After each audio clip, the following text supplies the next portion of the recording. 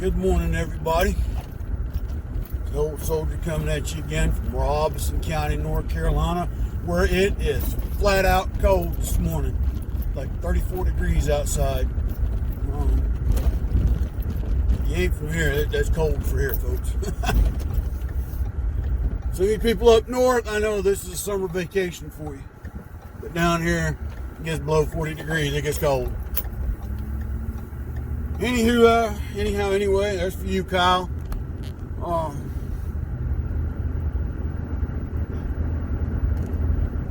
Some winter tips right quick before we get into the business of the day. Continue to hydrate.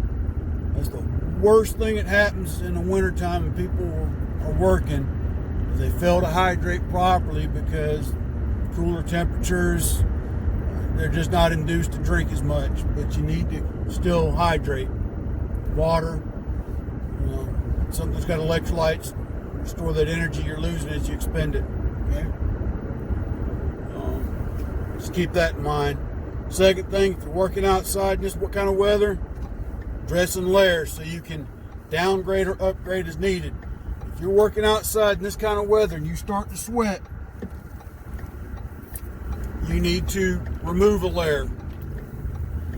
Is it going to prevent total perspiration? No, but you don't want to have a thick old overcoat or field jacket on with a liner and a sweatshirt and then a flannel shirt all on at one time. So just remember that, dress in layers. There's your winter advice for today. Fiddling with this camera right quick. There we go. That's a little bit better. I got the sun right in my face, but that's all right. That'll change here in a minute once it turns south.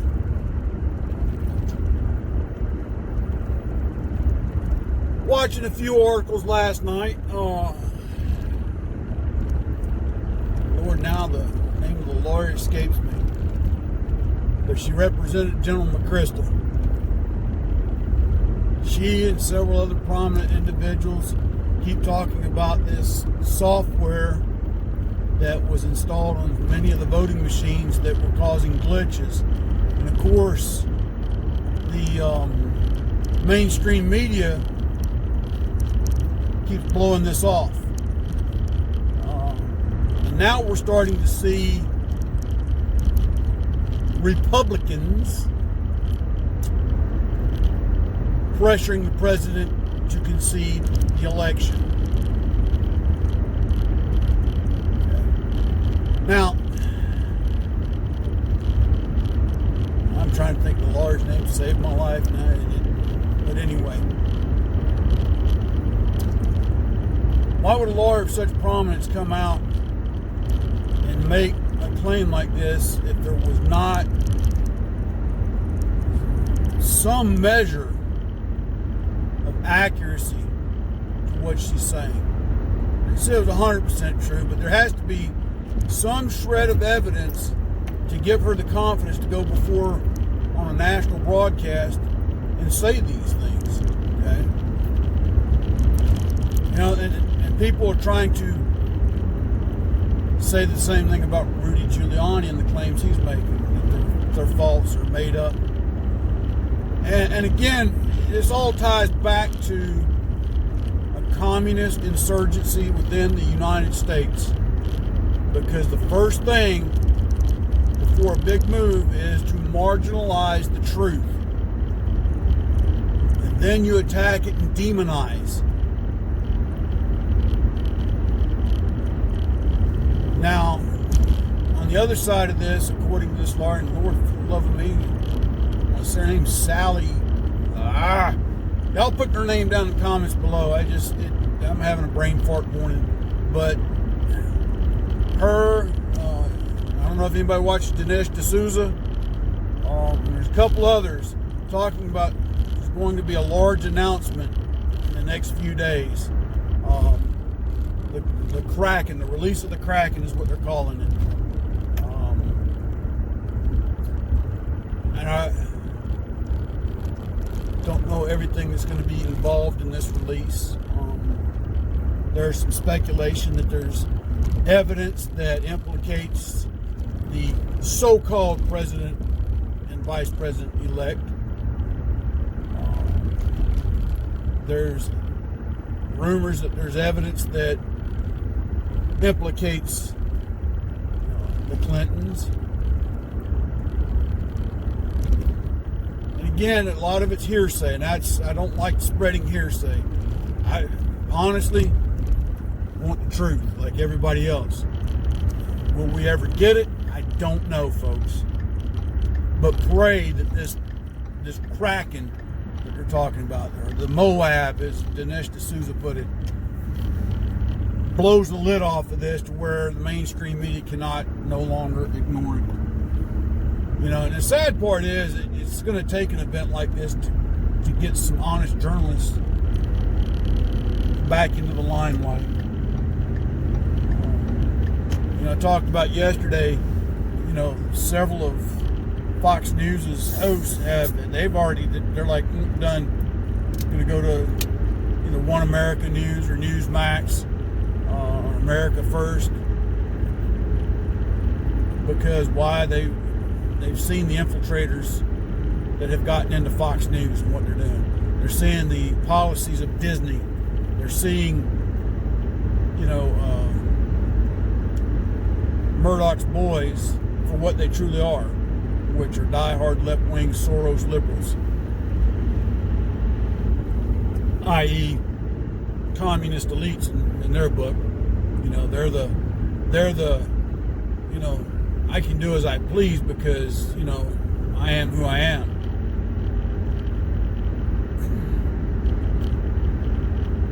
To change gears here, we've also got the former president spouting his mouth off again. That was the other thing too. Supposedly in this release, there might even be evidence that the 2012 election was rigged and stolen. Here's the sad part about all this too, folks, is that the next election that comes into play, there are going to be a lot of people that are going to be disenfranchised from voting, and not because they're persecuted or discriminated against, but because they no longer have faith in the system that they once trusted to be fair and equal across the board. You've also got the leadership of Black Lives Matter. And I was listening, it was Glenn Beck yesterday, I was listening to one of his viewers taped conference call on what they're going to demand of the president-elect. And they come right out and said that their next target is Joe Biden and Kamala Harris. So that tells you right there that the puppets that are supposedly the president, vice president-elect, keyword supposedly, are not far left enough for the likes of the communists of the Black Lives Matter movement or the armed element of the Democratic Party known as Antifa. And again, the Democratic Party, we need to start calling them what they are, which is the Communist Socialist Party of America. Because you've got Senator Warren, who's an admitted socialist now, which always was, i.e. communist. Bernie Sanders, communist. All right. AOC, socialist communist. Ilhan Omar, just a greedy, selfish, you know what. But she'll play along to get what she wants and just keep her little slice of the pie. Okay. So these are the things, and this is why the fight to investigate all voting irregularities needs to continue. You know, I'm getting sick and tired of hearing that Joe Biden still has a 13,000 vote lead in Georgia doing the hand recount. My question is this: out of that hand recount, how many of those ballots were just presidential? That's the question that needs to be asked. Now, I get it. When you go to vote, you don't have to vote down the entire ballot. You can select those that you're going to vote for and turn your ballot in, or however you do it in your state. But to have 13,000, 10,000 that only voted for the president and that was it,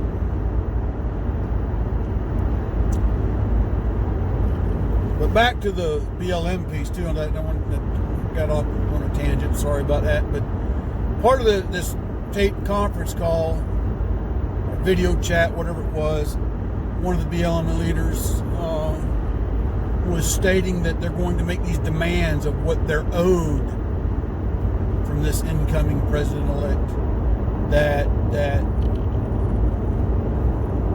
in the first 100 days, one of his executive orders ought to be for reparations. That they don't have to wait on Congress. That he's got the pen, he can sign it into power. But that wicked little witch, what she doesn't realize, there's a thing called the United States Constitution that still has teeth, still has power, so long as we enforce it and make our lawmakers enforce it. The president does not have that authority.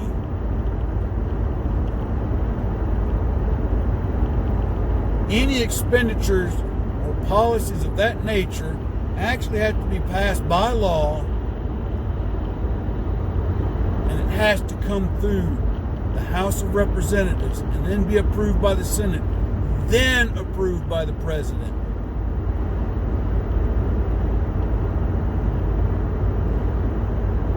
But there she was, all cocky and arrogant, talking about this, talking about that. We're going to demand this, we're going to demand that because they owe us. We handed them this election.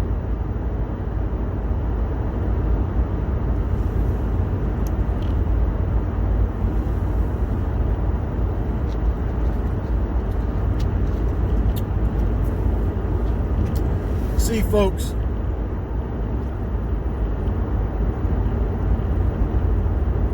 we're starting to see the rise of the communists come up and being more and more bold in their actions, what they're wanting to do.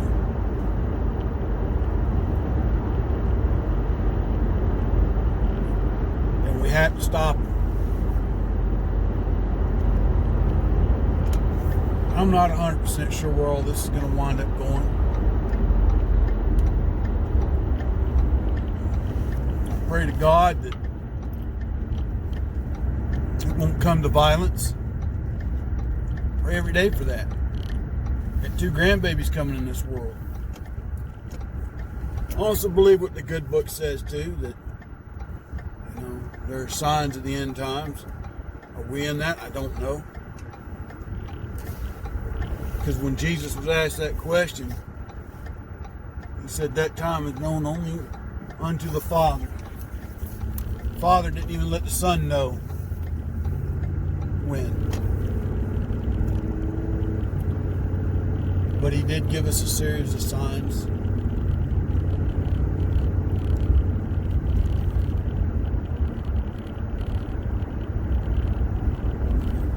But until that happens, folks, be prepared. If you value your freedom, if you value your liberty, if you value your God-given right to worship,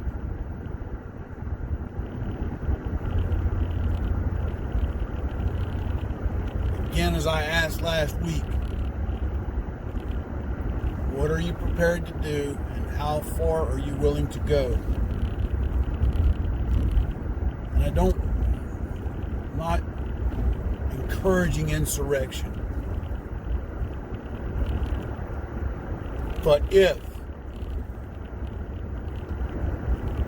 the election is held up that Joe Biden and Kamala Harris are the winners, we will see an evil usurp the government, likes of which we haven't seen.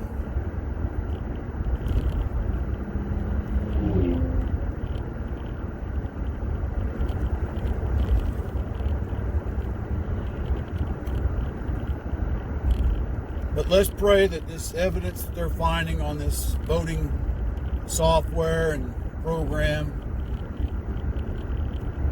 and all this other stuff that they're saying is going to come out drops a bombshell on the whole thing. I'd like to think our president is a fairly smart man, holds his cards close,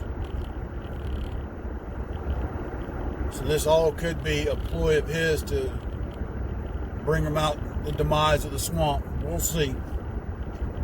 But again, like I said, he's got people within his own party that are now short of demanding that he concede. And I part of my belief is that there's dirt on them that's going to come out, and they don't want people to know. We'll see, though. Anyway, that's enough for today on my rambling. Been kind of all over the page. I apologize. Got a lot of things on my mind right now. House, living in the camper's getting real cozy. Grandbaby's on the way. There's a lot of decisions got to make here in the near future, folks, and it's just, sometimes it just weighs on you. But until tomorrow, my friends, God bless, take care, stay safe, stay vigilant,